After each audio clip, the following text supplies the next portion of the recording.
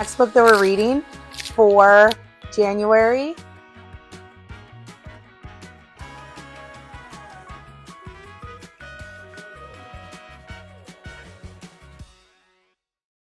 I am so excited about today's video because, girl, we are picking a new book. Hello, everyone, and welcome back to my channel. So, I decided again, I am trying to actively become a booktuber. If you guys have seen my first video, I am actively trying to put my name out there and start something that is extremely out of my comfort zone. This is very challenging for me because I do fall into a comparison where I feel like I don't have the best backgrounds.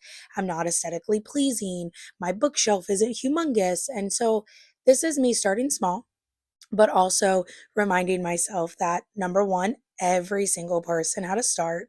And number two, I don't need to be like everybody else. So, if you're new here and I did not already tell you, my name is Shaylin and welcome to my booktube. I want to share with you guys, I just finished a book last night. I am currently in the middle of the Once Upon a Child. Once Upon a Child. Girl, that is a whole, we're going to pin this to me. There we go. So I finished this book yesterday, not this book. This book I finished last week.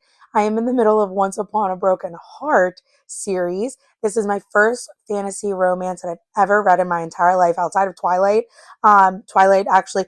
Oh, remember when I told you guys that I wanted to start my goal for 2025 is to reread the Twilight series? Well, I went to a friend of mine's house this past week. We had like a little play date and she's giving me a bookshelf, which I'm so excited about because this bookshelf won't be here for very long. Anyways, she had these and I was telling her how I wanted to, in 2025, reread the books that really kicked it off for me and like started my whole entire book journey. And she was like, well, I have the first two and you can have them. And I literally gasped for air.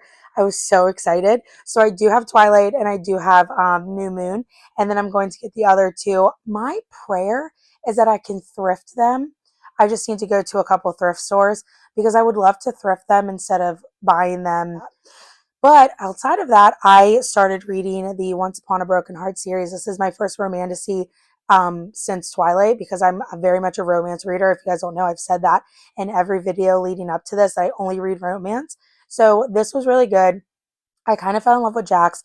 Now, I did read this when I just finished it yesterday, the Ballad of Never After. Now, let me say, number one, I called it.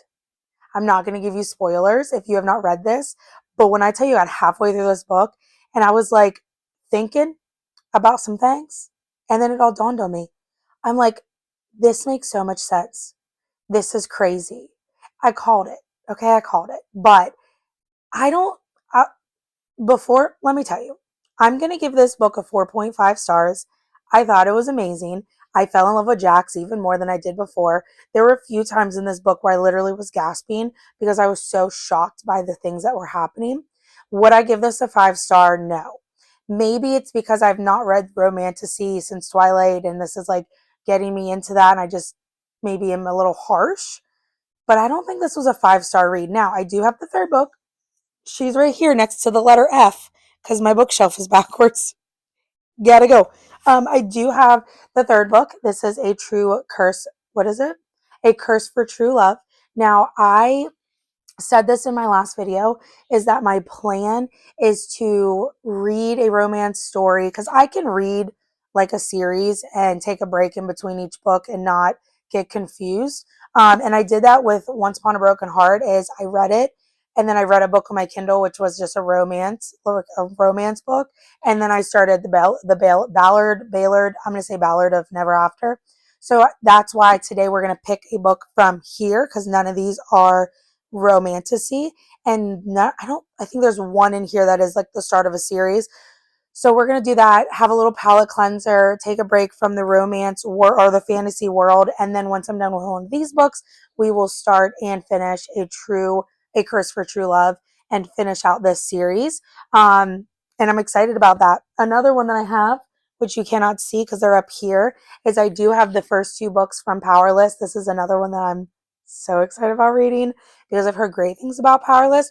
Somebody please tell me in the comments though, what is the difference between Powerless and Powerful? Do they go together? Is powerful like the, what do they call that?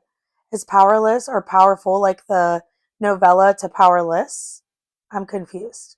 And I haven't done a lot of digging. So let me know. But we do have powerful or powerless, and we have reckless. And then they have the third book coming out in April.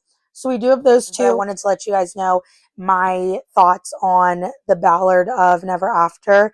I'm going to give it a 4.5. I think it was amazing. I think that it really kept me intrigued, and it was so different. I really like this series, but it's not a 5-star read for me yet. So I'm going to continue to dive into this world of the fantasy romance. We're going to see what my first 5-star romance fantasy is. I'm excited to see that. But until then, we haven't. I gave this one, I think, a 4.3 because I was very confused. Again, I'm still confused this one made more sense as to why the vampire thing is a thing. If you know, you know, and if you read it, it made more sense. Now I understand. Do I wish that they didn't introduce the vampire in this one? Yes.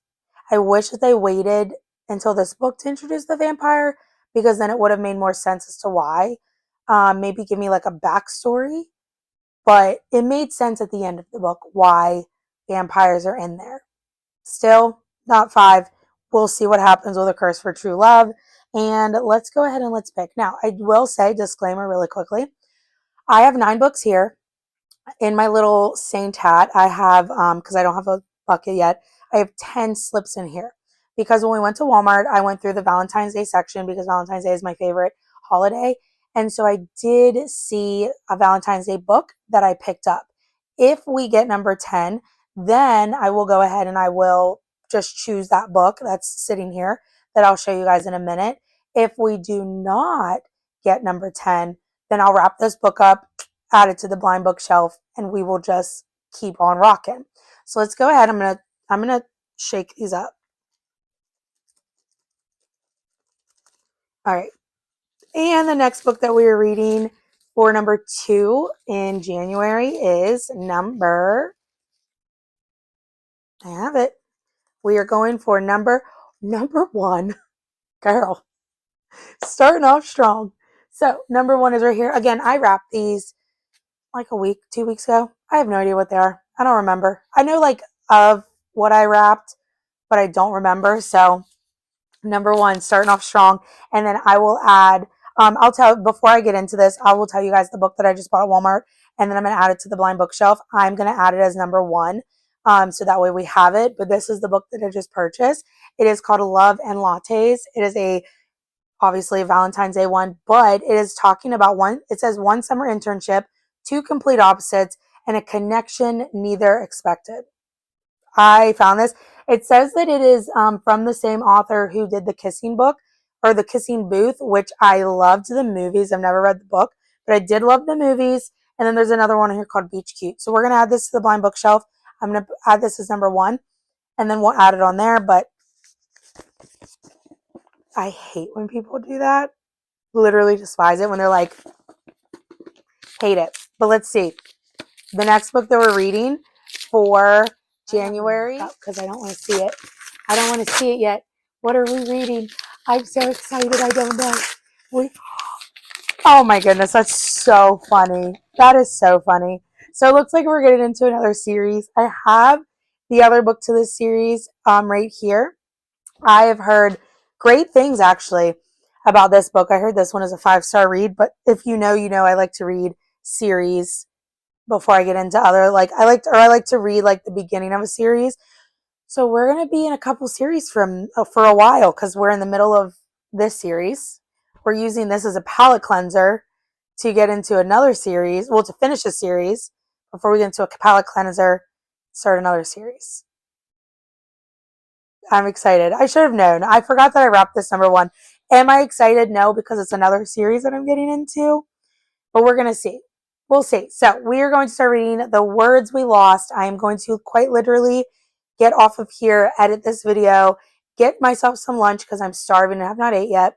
And then I'm going to go ahead and start The Words We Lost. So if you want to see how I like it and what I think, go ahead and stay tuned. And I will see you guys in my next video. Love you guys. Jesus loves you. Bye.